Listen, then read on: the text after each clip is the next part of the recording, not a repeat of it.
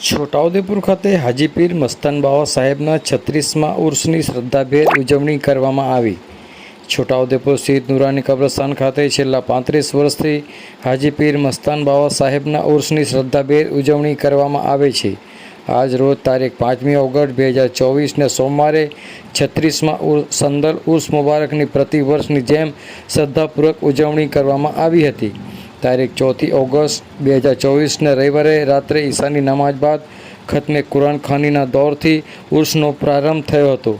આજ રોજ તારીખ 5મી ઓગસ્ટ 2024ને સોમવારે અસરની નમાજ પછી સોમરા ફળિયાથી સોમરા વલી મોહમ્મદ તલાટીના નિવાસ સ્થાનેથી સંદલ ચાદર શરીફનો જુલુસ નીકળી કસ્બા 4 રસ્તા જેલ રોડ થઈ દરગાહ ખાતે પહોંચ્યું હતું, જેમાં વડોદરાથી અને ગામે ગામથી પધારેલા બાવા સાહેબના મુરીદો અકીદતમંદો દ્વારા સંદલ ચાદર શરીફ દરગાહ ખાતે પેશ કરવામાં આવી હતી।